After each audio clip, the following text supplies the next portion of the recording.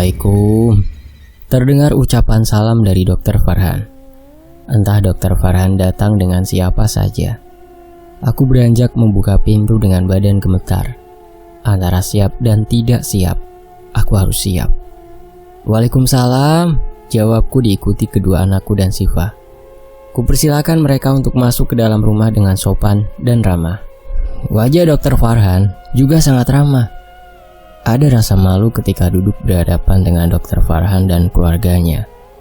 Terasa tak pantas jika aku ada di sekeliling keluarga Dr. Farhan. Mereka adalah orang kaya, sedangkan aku orang miskin yang kebetulan saja mempunyai toko kue di kota. Aku semakin tidak percaya diri. Terlebih lagi ada seorang lelaki mapan di hadapanku yang akan menikahiku, si janda yang sudah mempunyai 2 orang anak. Lama kami berbincang-bincang, mereka memang benar tidak mempermasalahkan statusku. Terlebih lagi ayahnya, Bapak Wijaya. Beliau tidak mau mengatur jodoh anaknya. Selagi Dr. Farhan menyukai perempuan tersebut, beliau tidak akan melarangnya. Mungkin akulah salah satu wanita yang beruntung di dunia ini. Mungkin ini nikmat Tuhan yang sempat tidak aku syukuri. Namun, memang berat jika aku harus bersyukur tentang masalah hati. Ya Tuhan, ampuni aku. Aku dipertemukan dengan mereka, dipertemukan dengan Dr. Farhan melalui Dani dengan caranya. Sepertinya Bapak Wijaya juga menyukai Hafiza. Terlihat dari raut wajah Bapak Wijaya, memang dia senang dengan anak kecil seperti Dr. Farhan. Bapak Wijaya juga sudah dekat sekali dengan Dani, anakku. Siva ada di sampingku, seperti biasa Hafiza berada di pangkuan Dr. Farhan. Hafiza sedikit pun tidak merasa malu disaksikan orang yang baru dilihat di sekelilingnya. Yang Hafiza tahu, merekalah bagian keluarga yang belum dikenalkan sejak ia kecil. Dr. Farhan datang dengan ayahnya dan ketiga omnya. Sementara Dr. Farhan menjelaskan tentang ketidakhadiran Abu, adiknya, karena ada suatu urusan yang tidak bisa ditinggalkan. Hidangan sudah disiapkan, kami membahas kelanjutan hubungan dengan serius dan tentang tanggal pertunangan hingga akhirnya pesta pernikahan. Sebenarnya bukan inginku, namun Dr. Farhan dan keluarganya yang menginginkan pesta pertunangan dan pernikahan itu dilangsungkan.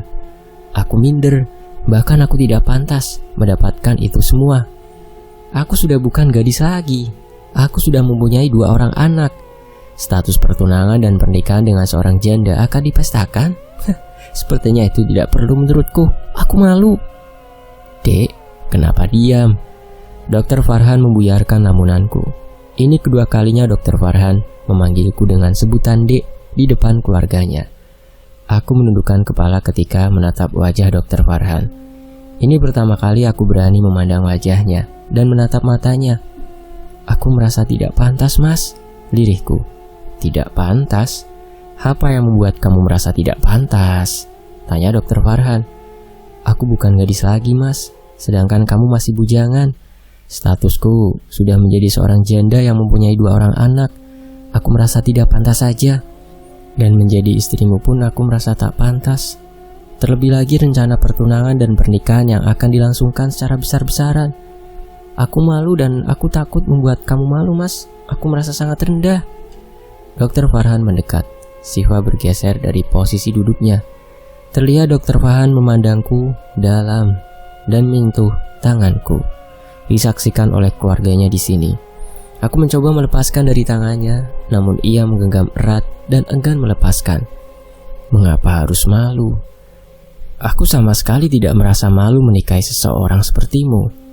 Apa salahnya menikahi seorang janda? Bukankah Nabi kita juga pernah menikahi seorang janda? Apa dia malu? Tidak. Apalagi aku hanya manusia biasa. Tidak sebanding dengan Nabi. Dia saja tidak malu menikahi janda. Kenapa aku harus malu? Kata kamu aku kaya. Kamu tahu kan harta itu hanyalah titipan. Aku tidak punya apa-apa sebenarnya. Aku begini karena titipan dari yang di atas. Bahkan kapanpun Tuhan bisa saja mengambil semuanya dariku. Bapak Wijaya dan keluarganya mengangguk, membenarkan kata-kata Dr. Farhan. Aku bukan hanya nyaman dan sayang sama kamu, tapi aku juga sayang dengan Dani dan Hafiza. Aku akan menjadi lelaki yang salah besar jika menikahi seorang janda. Namun aku tak bisa menyayangi mereka. Rasa sayang dan cintaku tulus untuk kalian bertiga. Aku tidak peduli siapa kamu dan bahkan masa lalu kamu. Tenang saja, Dek. Kalau aku sudah memilih kamu, aku akan berusaha membahagiakan sampai maut memisahkan. Aku terdiam mencerna kata-katanya. Dr. Farhan yang memang tulus menerimaku apa adanya. Aku tersenyum tanda aku telah mengerti. Begitupun Dr. Farhan. Dia tersenyum ke arahku dan kembali ke tempat duduknya seperti semula dan kembali memangku Hafizah. Beberapa jam kemudian ketika semuanya sudah jelas, akhirnya Dr. Farhan berpamitan pulang. Kami mengantar sampai depan pintu. Siapkan dirimu 1 minggu lagi ya. Aku akan mengikat hubungan kita dengan pertunangan. Dr. Farhan tersenyum ke arahku, kemudian berpamitan dengan Dani dan Hafizah. Sayang, 1 minggu lagi Hafizah ayah jemput ya. Hafizah mau kan ke rumah ayah? Nanti sebelum itu, ayah akan belikan Hafizah baju yang bagus. Nanti kita ajak ibu, Kak Dani, sama Tante Siva juga, oke? Dr. Farhan mencium kening Hafizah. Hafizah mengangguk dan menjawab dengan gembira. Hafizah mau, ayah. Ya Tuhan, beruntungnya Mbak Ratih. Alhamdulillah udah punya calon suami sebaik Dr. Farhan. Siva tersenyum ke arahku. Kami masih berada di depan pintu melihat mobil melaju perlahan. Terlihat Hafizah masih saja melambaikan tangannya sampai mobil Dr. Farhan tak terlihat. Aku hanya menjawab Siva dengan senyuman. Sepertinya sudah tidak ada lagi ketidaksukaannya terhadap Dr. Farhan. Dia sama sekali tidak mengungkit perihal Mas Yadi lagi. Dani seneng banget. Ternyata Mama juga suka sama Dr. Farhan, ungkap Dani. Andai saja kamu tahu, Dani. Melakukan ini semua kan demi kamu dan Hafizah, batinku. Sekarang kita masuk ke POV Siva, point of view dari Siva. Aku berdiam diri duduk di ranjang. Kusandarkan badan yang lesuh di sudut ruangan. Mataku menatap keluar jendela. Tepat di sana adalah jalan raya. Banyak sekali mobil dan sepeda motor melintas memenuhi jalan. Hanya saja hari ini tidak terlalu padat seperti biasanya. Entah apa yang sedang aku pikirkan saat ini. Aku memikirkan kisah hidupku. Akulah Siva Safitri. Aku anak dari keluarga yang tidak mampu. Saat itu aku menjadi gadis yang malang. Orang tua aku meninggal dunia. Kemudian aku hidup berdua dengan Mas Yadi. Kami menjadi yatim piatu ketika Mas Yadi belum mempunyai istri. Ia bekerja menjadi buruh kayu. Dari semenjak masih muda, Mas Yadi memang pekerja keras. Hingga suatu ketika, Mas Yadi menikah dengan Mbak Ratih. Aku ikut tinggal serumah dengan mereka. Ternyata keadaan kami sama-sama tidak mampu. Perekonomian semakin terpuruk. Kondisi seperti itulah yang membuat aku merasa tidak enak hati, terus-menerus merepotkan. Aku merasa menjadi beban di keluarga saat itu. Memang Mbak Ratih sangat baik orangnya. Dia tidak pernah mempermasalahkan itu. Dia sangat pengertian dan penyayang. Ada atau tidak ada, kami jalani bersama-sama. Hingga suatu hari, aku bekerja menjadi pelayan di sebuah restoran. Aku melayani tamu, yang ternyata dia adalah Mas Virgo. Berawal antara tamu dan pelayan, akhirnya kami saling mencintai. Hingga pada akhirnya, kita menikah tanpa restu orang tua dan keluarganya. Mengapa pernikahan kami tidak direstui? Jelas saja karena aku lahir dari keluarga miskin. Aku tidak punya apa-apa. Sedangkan keluarganya adalah keluarga kaya. Jelas saja mereka malu. Pernikahan kami pun diadakan secara sembunyi-sembunyi. Keluarganya tak mau dipermalukan karena kondisi dan penampilanku yang sangat sederhana. Bukan hanya itu, suamiku memintaku agar aku bisa melupakan tanah kelahiranku, terutama Mas Yadi. Dia tidak senang jika kami sering berkabar. Mungkin orang-orang mengira aku adalah istri siri dari Mas Virgo, karena kami menikah dengan sah tetapi tanpa mengundang satupun tetangga sekitar. Hanya disaksikan oleh keluarga besar dari Mas Virgo. Permasalahan semakin rumit ketika aku tak kunjung hamil. Itu yang membuat kedua mertuaku semakin tidak menyukaiku. Terlebih lagi Mas Virgo sepertinya sudah menyerah menungguku. Dia menganggap aku adalah wanita yang mandul dan tidak akan pernah memiliki anak. Dia tak menceraikanku. Hanya saja dia bermain dengan wanita lain secara diam-diam di belakangku. Hingga akhirnya aku mengetahui semuanya. Dan saat itulah suamiku menceraikanku di depan keluarganya dan langsung disetujui oleh mereka. Siva menangis. Keluar butir air mata yang semakin deras mengalir, mengingat masa lalunya dengan Mas Virgo.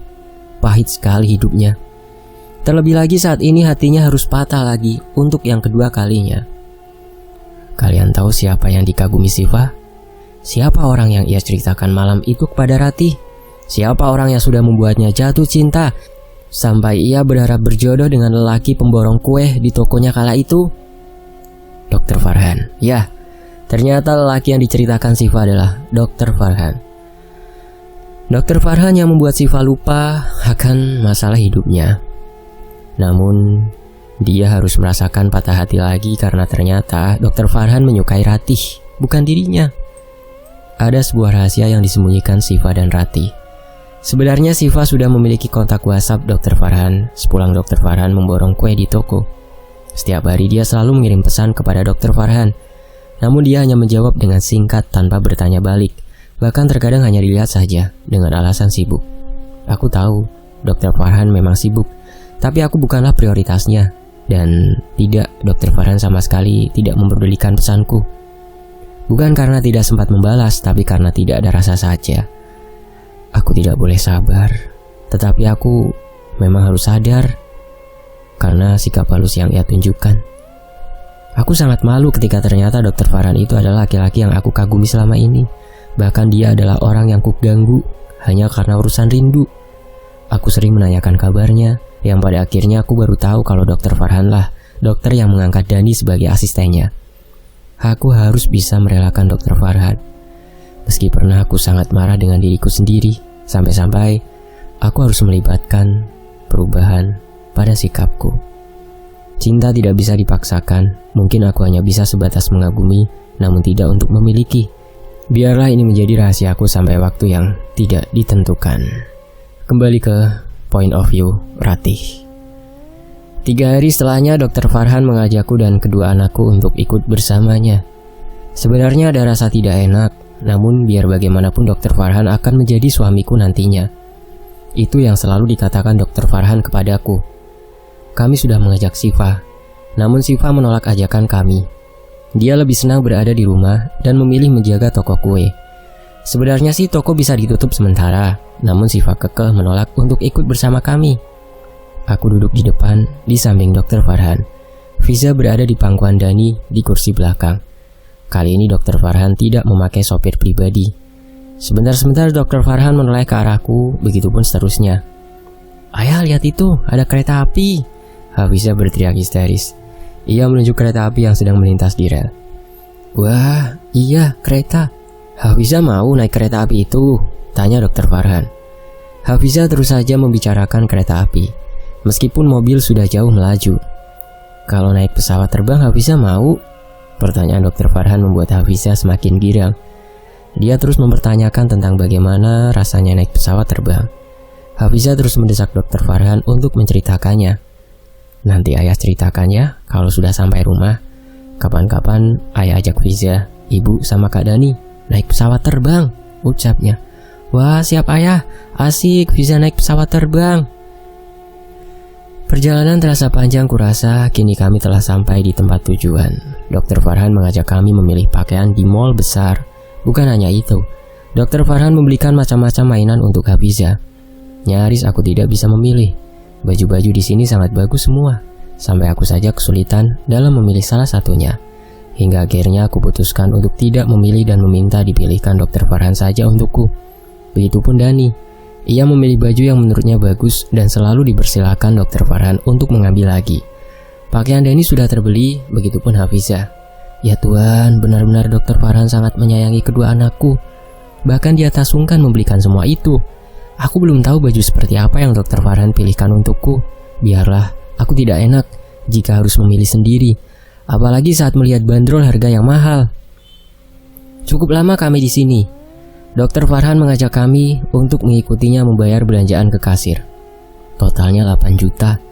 Aku mendengar si kasir menyebutkan angka 8 juta. Nominal yang menurutku luar biasa jika hanya untuk dipergunakan membeli baju dan mainan. Dr. Farhan harus membayar 8 juta rupiah. Memang kualitas tidak sembarangan, semuanya bagus. Aku tak pernah membeli baju sebagus dan semahal ini. Entah untuk Dani, Hafiza, apalagi untukku pribadi. Ditambah lagi dengan harga mainan kualitas kelas atas. Kami semua sudah berada di dalam mobil. Hafiza sangat senang mendapatkan mainan dan baju baru. Bukan hanya itu, impian Hafiza telah tercapai pergi bersama ayah dan keluarga yang utuh, meskipun bukan dengan Mas Re. Dan nanti kita makan di mana ya enaknya? Dokter Farhan menoleh ke belakang. Di mana aja kalau sama Pak Dokter mah selalu enak. Orang masuknya ke restoran mahal kok, jawab Dani. Ia tertawa ke arah Dokter Farhan. Begitupun Dokter Farhan menimpali Dani dengan tawanya. Panggil gue ayah ntar di sana ya Dan. Hahaha. Dokter Farhan melempar sebutir kacang asin ke arah Dani. Gak perlu manggil ayah di sana, di sini juga bisa. Ayo gas ayahandaku. Oke, OTW anakku sayang. Anakku dan Is. Dokter Farhan menghentikan perkataannya sembari menoleh ke arahku. Aku tersenyum tipis menanggapi mereka berdua. Apa ayo bilang aja istriku, kok susah banget, ledek Dani. Iya dan istriku, sambung Dokter Farhan singkat. Cie. Mereka tertawa. Hafiza pun ikut tertawa melihat kelakuan calon ayah dan kakaknya. Ya ampun. Kami pun sudah sampai di depan restoran besar. Sepertinya harga makanannya juga tidak murah. Jadi Dani dan Dokter Farhan sering makan di tempat begini. Banyak sekali orang yang makan di dalam. Sepertinya mereka dari golongan elit. Di saatku sedang sibuk melihat ke sekeliling, terlihat ada seorang bapak berpenampilan rapi menghampiri kami. Bapak itu menghampiri Dokter Farhan. Kursi pesanan untuk Bapak Farhan sudah kami sediakan. Mari ikut dengan saya. Aku hanya bisa mengikuti langkahnya tanpa berkata apapun. Hafiza berada di gendongan Dokter Farhan. Dia sekalipun tidak merasa malu dilihat banyak orang di sini. Aku berjalan sejajar dengan Dani. Ternyata memang benar, Dokter Farhan sudah memesan kursi untuk kami sebelum kami sampai kemari.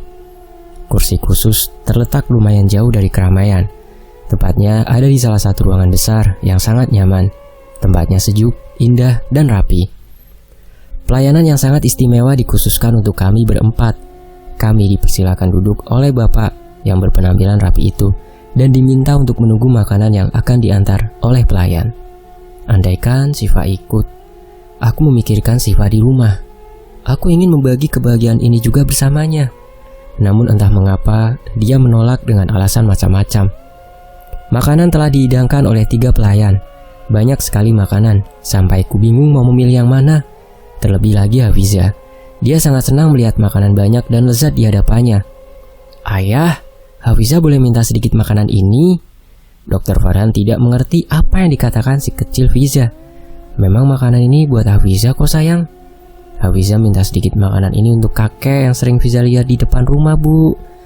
Aku terkejut mendengar perkataan Hafiza. Kakek? Kakek siapa yang Hafiza maksud? Aku tak pernah melihat kakek yang di depan rumah. Aku hanya sering melihat seorang lelaki parubaya yang melintas. Itu pun bapak pengangkut sampah. Atau mungkin di saat kakek itu datang, aku sedang tidak ada di rumah. Memang Hafiza sering sekali bermain di ruang tamu. Mungkin saja Hafiza melihat melalui kaca rumah. Boleh kan ayah, kasihan. Hafiza sering memberikan sepotong roti untuk kakek itu. Jelasnya lagi, sepotong roti? Jadi selama ini Hafiza sering memberikan sepotong roti untuk si kakek tersebut. Loh, Hafiza kok gak ngomong sama ibu? Kalau Hafiza ngomong kan ibu bisa kasih lebih banyak kue di toko kita sayang. Kalau kakek itu lapar, ibu juga bisa membungkuskan makanan buat kakek yang Hafiza katakan itu. Dia tidak mau, Bu. Kakek cuma nerima sepotong roti, jawabnya polos. Aku perlahan menasihati Hafiza. Dia hanya menganggukkan kepalanya, tanda mengerti. Ya sudah, nanti kalau kita pulang, ayah pesankan makanan yang baru ya sayang. Kalau yang di meja makan ini, kita makan dulu. Dokter Farhan mengajak Hafiza agar memulai memakan makanan yang telah dihidangkan. Kami semua mulai menyantap makanan yang ada di meja makan. Tetapi entah kenapa, pikiranku masih memikirkan perkataan Hafiza. Bagaimana mungkin Hafiza anak yang selalu jujur tentang segala hal, namun untuk hal ini, dia tidak mengatakan apa-apa. Bahkan jika dia tidak meminta makanan, sampai sekarang aku tidak pernah tahu tentang ia yang selalu memberikan sepotong roti kepada kakek. Sementara itu, aku berkata kepada Dokter Farhan untuk hari ini, terima kasih ya. Hari ini kami menghabiskan waktu dengan Dokter Farhan. Berangkat pagi sampai pulang malam. Dokter Farhan langsung pulang setelah mengantar kami sampai rumah. Ia meletakkan barang bawaan di kursi ruang depan. "Hati-hati di jalan ya ayah." Hafizah mencium punggung tangan Dokter Farhan. "Hati-hati ya, dokter cinta," ucap Dani menirukan adiknya. Dasar tengil, tawa Dokter Farhan menanggapi Dani. Dani dan Hafizah sibuk membawa barang belanjaan ke ruang tengah, sementara aku masih ada di depan rumah menunggu Dokter Farhan. "Aku pulang dulu ya sayang." "Sayang?" Baru kali ini aku mendengar Dokter Farhan menyebutku dengan panggilan sayang. Aku malah jadi teringat Mas Re. Dia sering memanggilku dengan sebutan itu. "Beberapa hari lagi hubungan kita akan diikat oleh pertunangan, hingga nanti kita akan menikah. Bersiap-siaplah untuk itu ya." Iya mas," jawabku gugup. Mobil Dokter Farhan melaju perlahan hingga akhirnya tidak terlihat lagi. Aku masuk ke dalam, menutup pintu dan menguncinya kembali. "Cie, yang habis jalan-jalan sama ayah ya." Hafizah sudah berada di pangkuan Siva. Fiza masih terus diledek oleh tantenya. Ternyata Siva belum tidur. Ia masih menunggu kami pulang. "Kamu belum tidur?" tanyaku. "Belum lah mbak. Dari tadi aku nungguin kalian pulang. Aku coba kirim chat, belum juga dibaca sampai sekarang," jawab Siva sedikit kesal. "Ah, masa iya? Mbak gak tahu ada pesan masuk? Beneran?" Aku langsung mengecek ponsel. Ternyata memang benar ada pesan dari Siva. Dia menanyakan kapan kami pulang. Mungkin Siva khawatir karena sudah malam kita belum sampai rumah. "Iya, ada pesan masuk." "Maaf ya Siva, Mbak baru buka." "Iya Mbak, gak apa-apa." Aku berikan sesuatu di kantong kresek untuk Siva. Martabak kacang kesukaannya yang kubawa. Sebenarnya di tengah jalan aku membeli martabak untuknya. Alhamdulillah, setelah melihat apa yang kubawa, Siva langsung makan dengan lahap. "Tahu aja aku lagi pengen makan martabak mbak." Lelah dan capek kurasa, kemudian aku pamit menidurkan Hafizah dan meninggalkan Siva sendiri di ruang tengah. Kembali ke point of view Siva. Aku masih lahap menggigit martabak kacang yang dibawa Mbak Rati. Aku memang suka martabak kacang, apalagi yang Mbak Rati bawa. Rasanya sangat enak, perpaduan kacang coklat yang penuh dan terasa manis di setiap gigitannya. Aku masih menunggu Mbak Rati setelah menidurkan Hafizah. Aku berharap dia kemari menemaniku. Aku ingin sekali menceritakan tentang kejadian siang tadi. Namun lama sekali aku menunggu. Ternyata saat kulihat dari balik pintu, Mbak Rati sudah tertidur pulas. Mungkin Mbak Rati memang lelah, pikirku.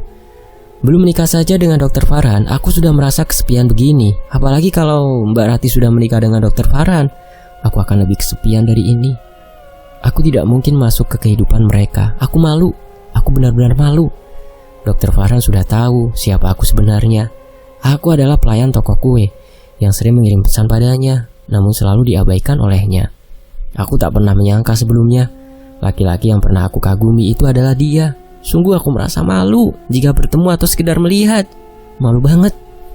Apa Dokter Farhan telah menceritakan semuanya kepada Mbak Rati tentang ini? Tapi kenapa Mbak Rati tidak bicara apa-apa? Semoga saja tidak. Kembali ke point of view Rati. Hari ini aku bangun kesiangan. Setelah bangun sholat subuh, aku tertidur lagi hingga jam 8. Kulihat Hafizah masih pulas dalam tidurnya. Kuingat perkataan Hafizah. Semalam dia meminta sedikit makanan untuk seorang kakek yang sering ia lihat. Malam tadi, memang Dokter Farhan tidak jadi memesankan makanan yang diminta Hafizah karena aku melarangnya. Makanan itu pasti akan mubazir kalau ternyata kakek yang diceritakan Hafizah tidak ada di depan rumah. Apalagi kami pulang ke rumah sudah larut malam. Dan memang benar, memang tidak ada kakek yang Hafizah ceritakan. Sayang kalau bisa lihat kakek itu lagi, ngomong sama ibu ya. Nanti biar ibu bungkusin makanan sama ngasih kakek itu kue di toko kita, pintaku. Hafizah menganggukkan kepalanya. Hari ini adalah hari Minggu. Hari ini aku yang mengalihkan pekerjaan karena Siva meminta izin untuk menjenguk kakaknya, Mas Yadi. Sementara Hafizah sedang diajak jalan-jalan Dani dengan sepeda motornya. Kami sudah memiliki sepeda motor masing-masing, begitupun Siva. Alhamdulillah. Ada pesanan banyak hari ini, salah satunya ada pelanggan di Jalan Melati. Tapi tidak tercantum nama pemesan, hanya alamat yang tertera di sini. Aku menerima orderan yang masuk. Kulihat 3 karyawan toko juga sedang sibuk melayani, bahkan mengantar. Mungkin harus aku sendiri yang meluncur untuk mengantarkan pesanan. Kubawa kue pesanan ke alamat yang tertera. Aku hanya menitip pesan kepada karyawan agar memberitahu Dani dan Hafizah jika mereka mencariku. Jaraknya lumayan jauh. Aku kesulitan dalam mencari alamat yang dikirimkan pemesan. Sebenarnya alamat ini benar atau salah? Keluhku. Aku mencoba menghubungi balik nomor pemesan, namun belum juga dilihat dan dibaca olehnya. Aku mencoba menelpon, namun panggilanku tidak direspon. Sudah cukup lama mencari, akhirnya aku bisa menemukan alamat yang dituju. Mungkin karena aku belum terlalu hafal tempat di kota ini. Ya, karena aku selalu mengandalkan karyawan. Aku bertanya kepada banyak tukang ojek yang sedang mangkal di pangkalan. Mereka memberitahu arah menuju alamat yang kubacakan di layar ponsel. Ternyata aku harus masuk ke gang kecil, tepat ada di sebelah kiri pangkalan ojek. Aku terus masuk ke gang kecil dan memasuki banyak sekali rumah warga, jauh dari keramaian dan jauh dari jalan raya. Kumatikan mesin motor tepat di depan rumah. Ya, inilah alamat yang sedang kucari. Di jalan ini hanya ada satu rumah. Namun sepertinya ini bukan rumah karena berbeda dari yang lain. Rumah kayu, tetapi dibuat sangat bagus dan rapi. Terdengar suara ramai dari dalam rumah itu. Sejuk sekali udara di tempat ini. Angin masih terasa segar. Aku jadi rindu dengan suasana rumahku dulu. Assalamualaikum. Aku mengucapkan salam dan mengetuk pintu. Sebenarnya pintu sudah terbuka lebar, tetapi alangkah tidak sopannya jika pintu tidak kuketuk terlebih dahulu. Terlihat banyak sekali anak kecil yang berlarian menghampiri. Mereka langsung mengambil pesanan tanpa aba-aba. Oh ya kak, nanti pembayarannya diurus sama kakak kita. Tunggu sebentar ya, dia ada di dalam. Kakak duduk aja dulu di sini, ucap anak perempuan itu. Siapa mereka? Apa mungkin mereka semua adik dari kakak yang anak perempuan itu katakan? Semua anak-anak di sini terlihat seumuran. Di mana orang tua mereka? Apa mereka adalah yatim piatu? Assalamualaikum. Datang seorang pria mengucapkan salam. Ia duduk di kursi tepat di depanku. Jarak kami hanya dihalangi meja berbentuk persegi panjang. Dia datang dengan tersenyum. Waalaikumsalam, jawabku terbata-bata. Nyaris aku tidak bisa mengeluarkan suara. Aku menatap tajam ke arah pria yang sudah ada di depanku. Apa aku sedang bermimpi? Aku mencoba mencubit tanganku sendiri. Namun aku bisa merasakan sakit. Bahkan aku sampai menggigit jari-jari tangan dan menampar pipiku sendiri. Namun aku masih bisa merasakan sakit. Pria itu Mas Ray? Aku tidak salah melihat lagi. Di depanku memanglah Mas Ray. Pria yang saat ini ada di depanku adalah Mas Ray. Matanya, wajahnya, badannya dan semuanya jelas-jelas sama. Hanya ada sedikit perbedaan pada rambutnya. Rambut Mas Ray sudah berubah. Sekarang dia terlihat lebih rapi dari sebelumnya. Ditambah lagi dengan baju koko warna putihnya dan celana hitam yang sedang ia pakai. Aku masih belum bisa berkata apa-apa. Kenapa dia tidak terkejut melihatku? Mas Ray, tanyaku. Aku setengah berteriak dengan isakan tangis di dada, semacam tidak percaya, namun ini nyata. Mas Ray, ternyata kamu masih hidup, ucapku lirih. Aku mendekati Mas Ray, namun apa yang dia lakukan? Dia menjauh dariku kemudian beranjak berdiri pada posisi duduknya. Kenapa dengan Mas Ray? Apa yang telah terjadi? Mas Ray tidak mau kudekati. Mas Ray tidak rindu. Bahkan sekalipun dia tidak mencariku. Aku sudah ada di depan mata. Aku sudah ada di sini, Mas. Namun dia seperti tidak mengenaliku. Maaf mbak, saya bukan Ray, jawab pria itu. Mungkin mbaknya salah orang. Maaf, kita tidak boleh bersentuhan ya, karena kita bukan muhrim ataupun mahram, sambungnya. Piar, dia mengaku dirinya bukanlah Ray. Padahal sudah sangat jelas dia itu adalah Mas Ray. Mirip banget sosoknya. Mas, aku tahu ini kamu. Aku tidak bisa kamu bohongi. Kamu lupakah sama perjuangan kita selama ini? Kamu lupa sama janji yang kamu ucapkan? Apakah kamu benar tidak ingat sama sekali tentang aku, tentang kita? Atau kamu sengaja melupakannya begitu saja? Tolong ingat-ingat itu semua, Mas. Ingat juga anak kita. Aku terus memohon agar dia bisa mengingatku dan mengingat Hafizah. Anak? Sekalipun aku belum pernah menikah, mungkin mbak benar salah orang. Saya memang bukan Ray yang mbak kira itu. Aku hanya bisa diam mendengar jawaban pria yang tetap kekeh mengatakan bahwa dirinya bukanlah Ray. Mungkin aku harus mengiyakan kesalahpahaman ini, namun hatiku masih yakin bahwa dia adalah Mas Ray. Maaf Mas, mungkin iya, aku mungkin salah orang. Aku meminta maaf dengan butir air mata yang terlanjur menetes. Pria itu memaafkan kesalahpahaman ini. Ternyata dia adalah kakak dari banyak anak kecil di rumah ini. Dia yang memesan kue untuk adik-adiknya. Ya, kurang lebih seperti itu. Setelah pembayaran selesai, aku berpamitan untuk pulang. Berat langkahku meninggalkan orang yang selama ini kutunggu. Namun, Dia sama sekali tidak mengingatku sama sekali. Apa mungkin aku yang salah? Aku tidak bisa menahan sikapku karena aku begitu bahagia berjumpa dengan sosok pria yang mirip sekali dengan Mas Re. Ya Tuhan, kenapa kau hadirkan manusia yang sama dengan Mas Re di hidupku? Mengapa kau hadirkan dia di dunia ini jika itu bukanlah Mas Re, orang yang selama ini aku tunggu kehadirannya? Sepanjang perjalanan aku terus saja memikirkan kejadian yang baru saja terjadi. Kenapa aku terlalu berharap? Kenapa aku masih berharap terus-menerus? Karena saat itu juga aku pasti akan kecewa. Perjalanan pulang kurasa malah lebih lambat dari keberangkatan. Aku telah sampai di depan toko. Kulihat Dani dan Hafiza sudah ada di sana. Ibu dari mana? Tanya Hafiza menghampiriku. Alah dek, kan tadi udah dikasih tahu Mbak Mona, ibu lagi ngantar pesanan kue. Gimana sih? Mbak Mona adalah salah satu karyawan toko. Ibu tadi mengantarkan kue. Fiza kapan pulang? Fiza udah lama pulang. Kak Dani tadi nakal bu. Fiza mengadu tentang dirinya. Aku menoleh ke arah Dani yang masih saja tertawa menanggapi Hafiza. Terlebih lagi tentang aduan Hafiza kepadaku. Loh, nakal kenapa sayang? Tanyaku lagi mematikan mesin motor. Hafiza menoleh ke arah Dani dan menunjuk kakaknya dengan jari telunjuknya. Kak Dani maksa Hafiza tidur siang. Fiza kan gak mau nunggu ibu dulu.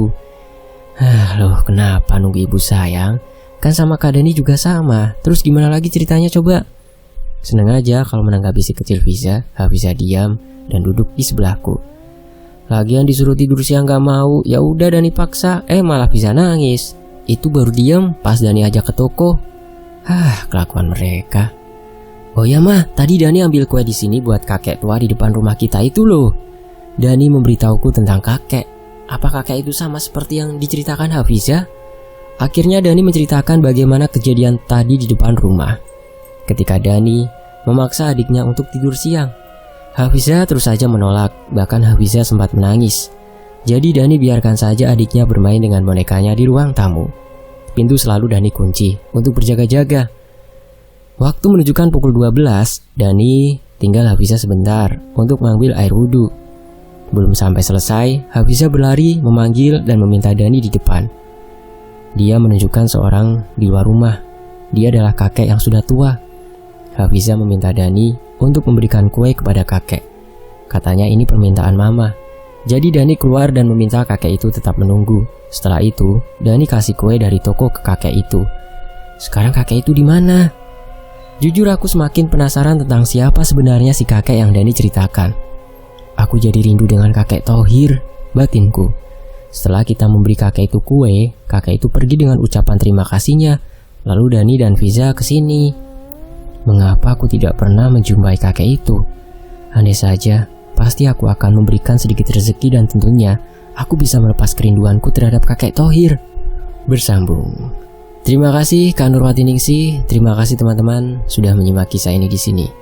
Tony FS pamit, terima kasih supportnya ya. Wassalamualaikum, semoga terhibur.